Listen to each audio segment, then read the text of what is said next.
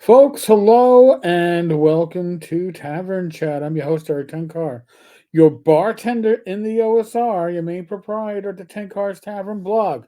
So, on the bottom of the screen, you have an affiliate link for Cyberpunk Red and 2020. It'll take you to Humble Bundle. It's good for another week as I record this. Tenkars-tavern.games/red, RED.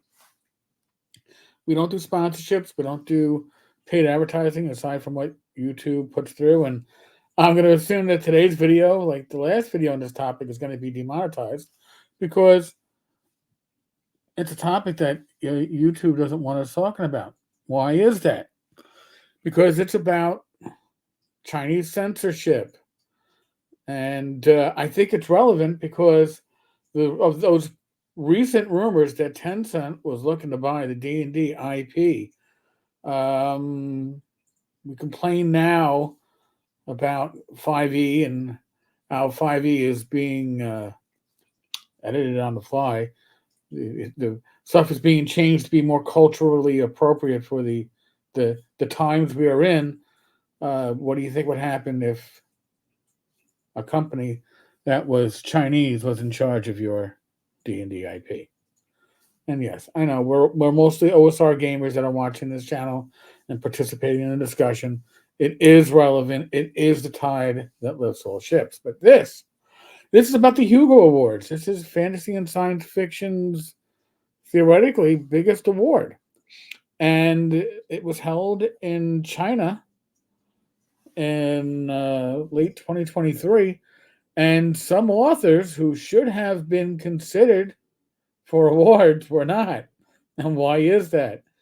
Well, we assumed, we believed, we theorized that it had something to do with the fact that these awards were being held in China and these authors were sensitive to Chinese sensibilities. When I say Chinese sensibilities, I mean the Chinese Communist Party, the powers that be. So, authors excluded from Hugo Awards over China concerns. This is from The Guardian. Leaked emails reveal organizers of leading science fiction and fantasy awards flagged works of a sensitive political nature.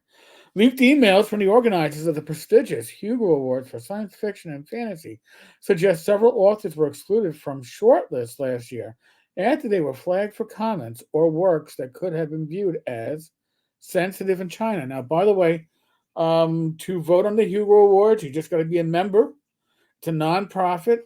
There was some talk that some of the voting was going to be skewed because even the voting for where the venue was going to be held, there were a lot of new memberships from China and votes from China, many of them coming back to the same address, potentially hundreds. So take that for what you will. Was it ballot stuffing? Perhaps. Was it legal ballot stuffing? Perhaps. Maybe they need to change the rules. But in January, the Hugo Awards published the statistics behind the 2023 awards, which were held as part of the World Science Fiction Convention in the Chinese city of Chengdu in October. The data showed that the New York Times bestseller R.F. Kuang and the young adult author Ziran J. Zhao were among authors who had received enough nominations to be on the ballot in their respective categories, but were deemed not eligible by the awards administrators without further explanation. Now, that news sparked consternation in the science fiction community, with many fans and authors expressing concern that the awards had been tainted by censorship. We went over this. I mean, honestly, you can't think of any other reason when you start seeing that people that spoke up about the Uyghurs, people that were dissidents, people that fled China. These were people that weren't allowed to get considered for awards. Like, oh, well, you had enough votes, but disqualify them. Now, emails leaked from the 2023 awards committee appear to have confirmed those fears, with a member of the 2024 Worldcon committee resigning as a result. In an email on 5th of June, 2023, that would be June 5th for you Americans, Dave McCarty, I believe Dave is the one that's been doing this for years, right? He's been the main man behind this. He was the head of the 2023 Hugo Awards jury, wrote, "We need to highlight anything of a sensitive political nature in the work. It's not necessary to read everything, but if the work focuses on China, Taiwan, Tibet, or other topics that may be an issue in China, that needs to be highlighted so we can determine if it is safe to put it on the ballot or if the law." Okay, so he's already saying that if we put them on the ballot, he expects the CCP to intervene. So this is being done preemptively. Or if the law will require us to make an administrative decision about it. McCarthy did not respond to the Guardian's request for comment. Well, of course not. The emails were leaked by another member of the 2023 Hugo administration team, Diane Lacey, to Chris M. Barkley and Jason Sanford, science fiction writers who are also journalists. Barkley and Sanford published a report about the controversy on Wednesday. In a statement to Barkley and Sanford, Lacey said, "We were told to vet nominees for works focusing on China, Taiwan, Tibet, or other topics that may be an issue in China, and to my shame, I did so." In the emails, Lacey had flagged one of Zhao's books as being a reimagining of the rise of the Chinese Empress Wu Zetian, adding, "I don't know if that would be a negative in China." Zhao said, "I cannot believe the Western members of the admin team chose to participate in this instead of upholding the integrity of the awards." I mean, we're in the West. Most of my viewers, listeners are American. This is censorship, right? This is, we are giving you a curated list. Your vote doesn't matter because certain things that you have all voted for, we're gonna have to remove from this list. They are not eligible to get an award because they're politically incorrect. Think about that. Think about the relevance.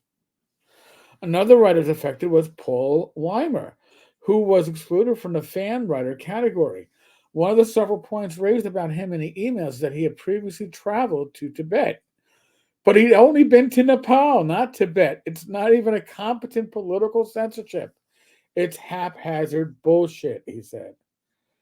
Oh my God. So, the chair of the organizing committee for the 2024 Worldcon, which will be held in Glasgow in August, said in a statement that Kat Jones, who had researched Weimer, had resigned from the committee.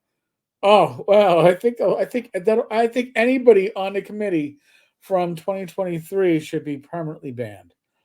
"I acknowledge the deep grief and anger of the committee, and I share this distress," Esther McCullum Stewart said. She said the committee would be taking steps to ensure transparency and to attempt to address the grievous loss of trust in the administration of the awards. The incident prompted discussion amongst the science fiction community in China.